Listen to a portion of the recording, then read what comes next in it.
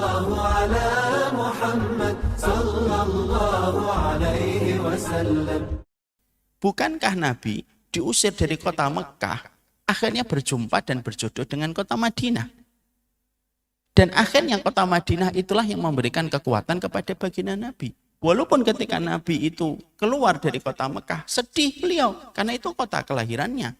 Saya tidak bisa membayangkan perasaan Nabi, hidup dari kecil di kota itu lalu diusir sebagai sebuah buronan. Sama dengan saya, tinggal di Kemang, tiba-tiba diusir, Pak. Kan rasanya itu psikologinya berat banget itu. Tapi ternyata keluarnya Nabi dari kota Mekah itu justru memberikan kebaikan. Nabi berjumpa dengan Muhajirin dan Ansor. Dakwah yang asalnya lambat itu langsung melesat, Pak, ketika beliau sudah berada di Madinah. Yang asalnya orang yang beriman tidak sampai 100 orang dari Muhajirin itu tidak sampai 100 orang. Ya, para ulama berbeda pendapat tentang jumlah para sahabat Muhajirin yang saat itu sudah masuk iman dan masuk Islam. Maka sesungguhnya setelah di kota Madinah langsung melesatnya itu cepat luar biasa dan akhirnya memberikan satu persatu kemenangan yang Allah anugerahkan kepada baginda Nabi. Maka di situ kita faham fihi khair dalam segala sesuatu. Ada sesuatu tidak mengenakan kita. Billahi robba wa bil islami dina wa bi Muhammadin nabiyya wa rasulah. Dan itu merupakan perspektif yang pertama. Cara menghadapi ketika takdir buruk memang datang pada kehidupan kita. Walaupun kita sudah berdoa. Seni menghadapi takdir pahit. Ini harus kita paham. Supaya apa? Supaya musibah itu berubah menjadi anugerah. Emang bisa musibah itu menjadi anugerah? Bisa. Sampah saja. Hari ini, Pak, karena teknologi dan kepintaran manusia, sampah itu bisa dirubah menjadi komoditi yang layak untuk dijual. Itu sampah. Kalau sampah saja, analogi sederhananya, bisa dirubah menjadi komoditi yang dijual dan mendatangkan income dan profit. Itu sampah. Mosok musibah ataupun uji atau takdir pahit tidak bisa dirubah menjadi satu anugerah? Tidak mungkin. Ya pasti bisa. Kalau sampah bisa, berarti takdir yang pahit pun bisa dirubah menjadi sebuah anugerah. Ini yang pertama. Katakanlah kepada segala sesuatu fihi khair. Semua itu ada kebaikannya. Ya, tiba-tiba ada orang memfitnah kita, ya sudah fihi khair, insyaallah. Ini yang pertama. Yang kedua, para ulama mengatakan kepada kita, kalau kita menghadapi takdir pahit menimpa pada perjalanan kehidupan dan episode kehidupan kita, yang kedua, kita harus senantiasa memiliki cara memandang masalah dan ujian yang datang itu dengan helikopter view, Pak. Helikopter view itu apa? Memandangnya dari atas. Supaya yang kelihatan oleh kita bukan takdir pahitnya saja, tapi banyaknya perkara yang pernah terjadi dalam kehidupan kita, itu bisa kita lihat supaya perkara-perkara manis yang pernah kita jumpai bisa menetralisir pahitnya masalah yang sedang dihadapi. Manusia itu fitrahnya, kalau sedang menghadapi satu musibah, yang dilihat itu hanya pada musibah itu, jaraknya terlalu pendek.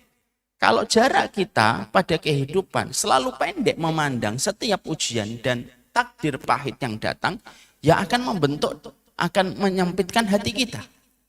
Tapi ketika kita melihatnya dari sudut pandang yang lebih jauh, yaitu helikopter view, melihatnya dari atas, maka kita akan menemukan memang ada titik pahitnya, tetapi ada banyak perkara-perkara manis yang bisa kita lihat untuk menetralisir rasa pahit yang kita dapatkan. Ya? Lihat, kadang-kadang, ini contohnya anak saya. Anak saya itu minum multivitamin yang pahit. Caranya dia kalau memilih itu, dia katakan, setelah minum ini minum madu ya, Bi? Iya, minum madu. Akhirnya meminum vitamin yang pahit tadi, dia tidak lagi trauma dan benci. Karena dia tahu setelah minum yang pahit ini ada madunya. Madu itu menetralisir apa yang tertinggal dari rasa pahit ketika meminum yang pahit itu. Biasanya kalau kita minum obat pahit kan setelah itu kita nyiapin teh manis, Pak. Supaya yang manis menetralisir yang pahit.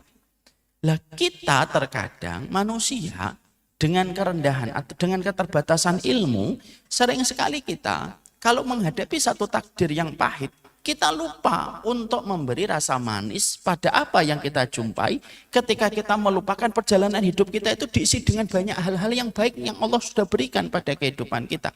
Tapi kita sering jadi amnesia. Mari kita lihat Pak, caranya para ulama salaf dan orang-orang solih ketika mereka itu memandang dengan helikopter view pada setiap takdir pahit yang mereka jumpai. Pertama, Nabi Ayub.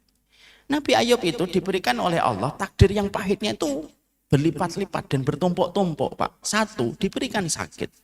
Sakitnya sebagian besar para mu'arikhin mengatakan sakitnya Nabi Ayub itu sakit yang berat. Yang Allah belum pernah timpakan orang sebelumnya.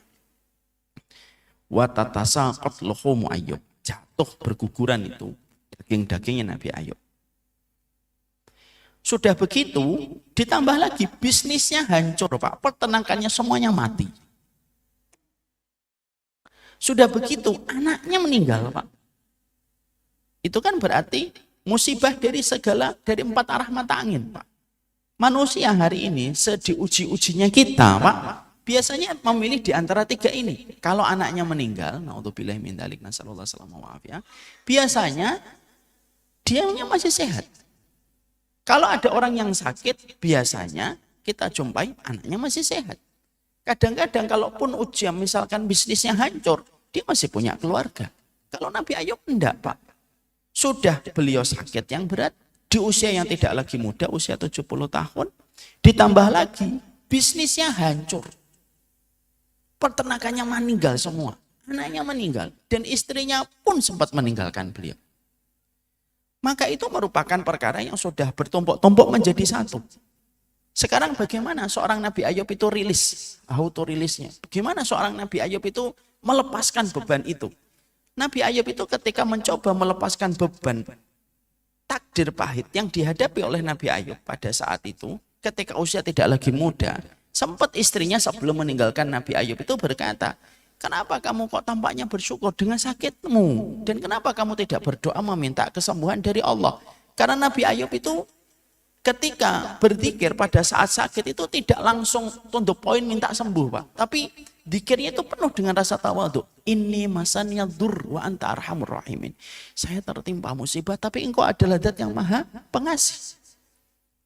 Nabi Ayub tidak langsung to the point. Sembuhkan saya ya Allah. Saya ini nabimu. Enggak. Maka pada saat itu istrinya sempat berkata, kenapa kamu tidak langsung berdoa meminta kesembuhan? Maka pada saat itu perhatikan, seorang Nabi Ayub memiliki helikopter view untuk melihat musibah yang sedang terjadi pada dirinya. Lalu mengatakan sama istrinya, bukankah aku telah disehatkan oleh Allah selama 70 tahun sebelum hari ini? Bukankah aku telah diberikan peternakan, diberikan kekayaan, diberikan kecukupan, diberikan anak-anak? Lalu apakah aku tidak bisa setelah 70 tahun mendapatkan nikmat, aku membalas kenikmatan itu dengan ridho terhadap ujian yang Allah berikan. Dan akhirnya itu melapangkan hatinya Nabi Ayub selama 18 tahun sampai Allah memuji Nabi Ayub sebagai hamba yang bersabar. Kadang-kadang kita kalau sedang menghadapi satu perkara yang tidak mengenakan, ada seorang anak, dia terkena hutang pengasuhan sama orang tuanya. Lalu yang diingat dari orang tua itu yang nggak enak. Tapi dia lupa bahwasanya orang tuanya tetap memiliki banyak kebaikan. Sempat itu ada yang datang kepada kami, cerita tentang orang tuanya. Saya bilang, walaupun orang tuamu mungkin memberikan memori buruk, tapi setidaknya bapak dan ibu yang memberikan kamu air susu, tidak meninggalkan kamu di bawah jembatan, tetap nyekolahkan kamu, tetap bersabar walaupun kamu terkadang memiliki banyak keterbatasan. Kenapa yang diingat itu yang buruk dari memorinya? Ketika dibentak, ketika pernah dipukul, tapi tidak mengingat tentang kebaikan yang pernah diberikan sama orang tua. Nah, beliau langsung saat itu tertunduk. Kita ini kadang-kadang Pak, ketika menghadapi satu takdir yang pahit, seakan-akan takdir yang pahit itu melupakan semua kebaikan yang pernah Allah berikan kepada kita. Dan itu sering menjadi masalah, menyempitkan hati dan menjadi sebuah senjata bagi setan.